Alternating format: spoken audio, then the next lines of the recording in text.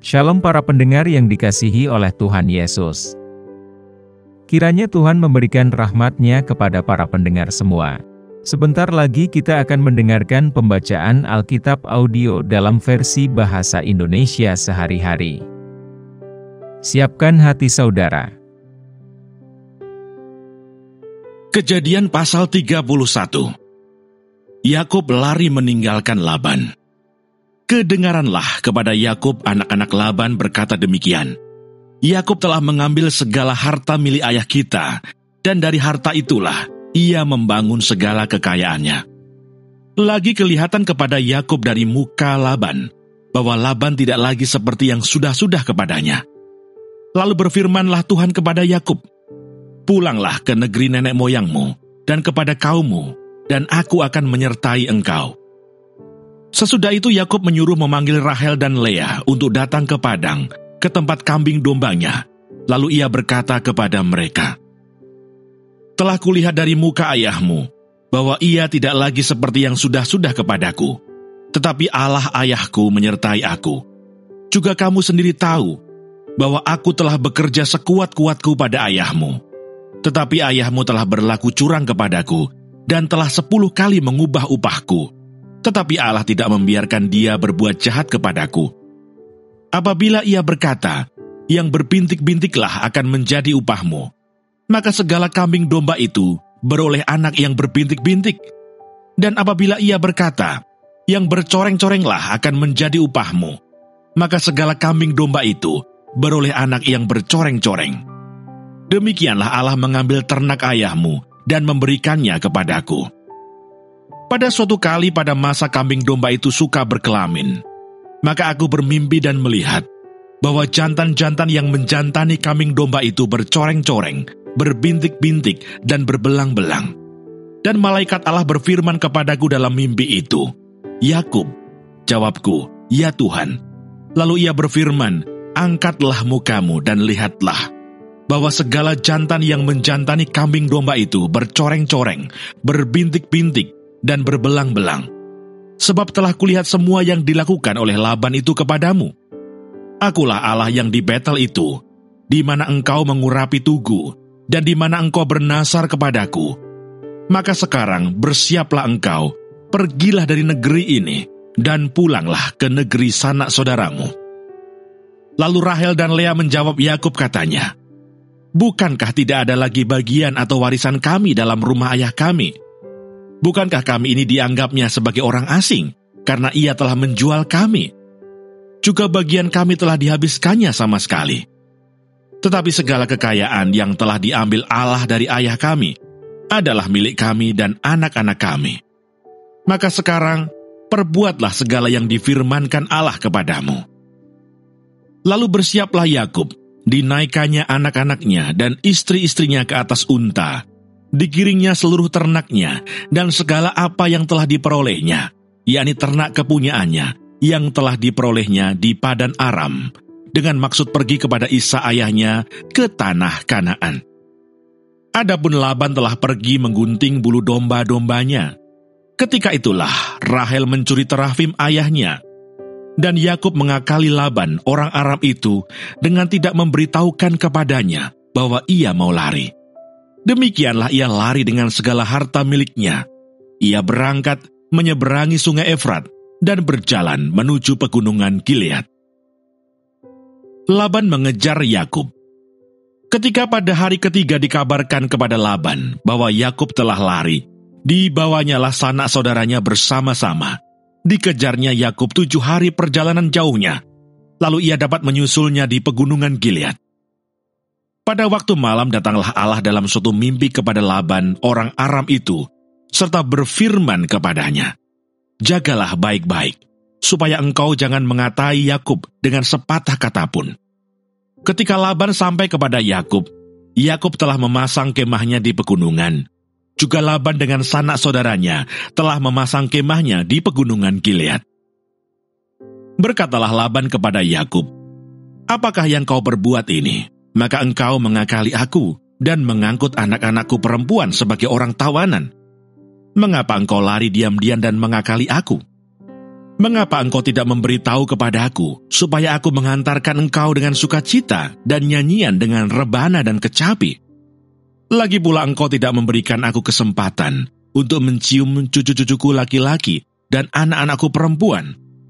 Memang bodoh perbuatanmu itu. Aku ini berkuasa untuk berbuat jahat kepadamu.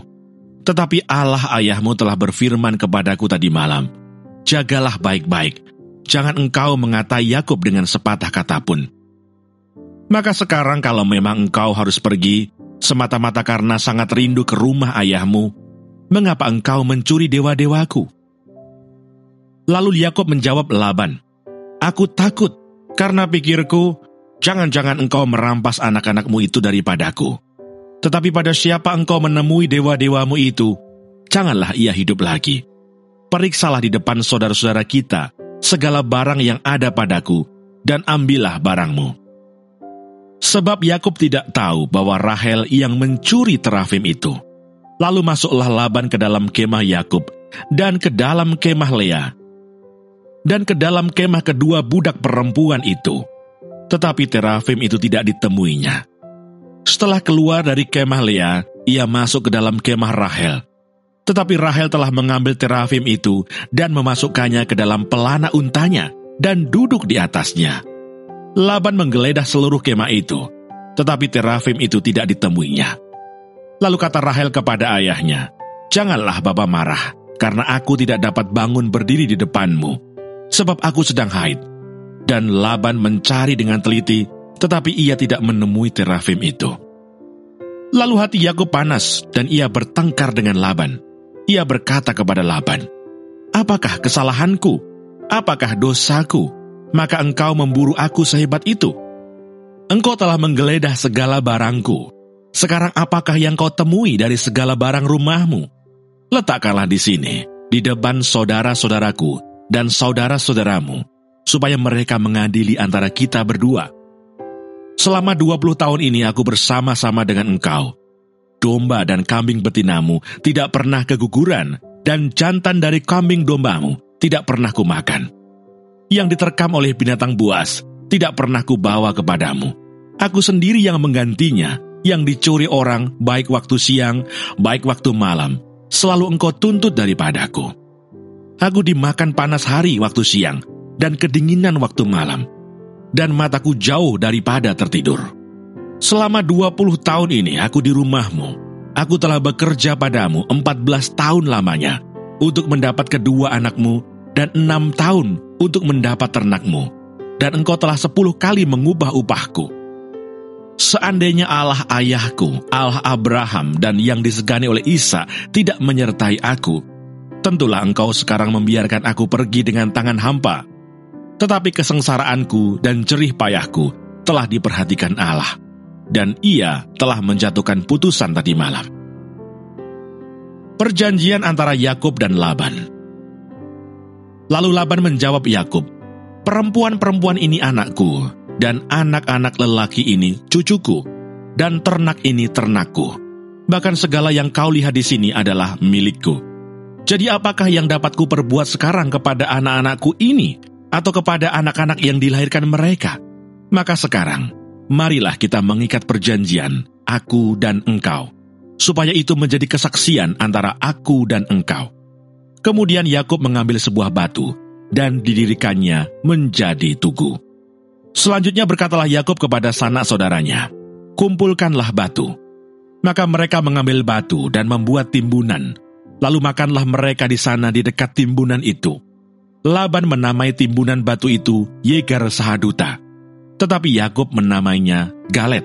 Lalu kata Laban, timbunan batu inilah pada hari ini menjadi kesaksian antara aku dan engkau. Itulah sebabnya timbunan itu dinamainya Galet dan juga Mispa, sebab katanya, Tuhan kiranya berjaga-jaga antara aku dan engkau apabila kita berjauhan. Jika engkau mengaibkan anak-anakku, dan jika engkau mengambil istri lain di samping anak-anakku itu, ingatlah, walaupun tidak ada orang dekat kita, Allah juga yang menjadi saksi antara aku dan engkau. Selanjutnya kata Laban kepada Yakub, inilah timbunan batu, dan inilah tugu yang kudirikan antara aku dan engkau. Timbunan batu dan tugu inilah menjadi kesaksian bahwa aku tidak akan melewati timbunan batu ini mendapatkan engkau, dan bahwa engkau pun tidak akan melewati timbunan batu dan tugu ini mendapatkan aku dengan berniat jahat. Allah Abraham dan Allah Nahor, Allah ayah mereka, kiranya menjadi hakim antara kita." Lalu Yakub bersumpah demi yang disegani oleh Ishak ayahnya, dan Yakub mempersembahkan korban sembelihan di gunung itu. Ia mengundang makan sanak saudaranya, lalu mereka makan serta bermalam di gunung itu. Keesokan harinya pagi-pagi Laban mencium cucu-cucunya dan anak-anaknya serta memberkati mereka. Kemudian pulanglah Laban kembali ke tempat. Demikianlah firman Tuhan. Haleluya.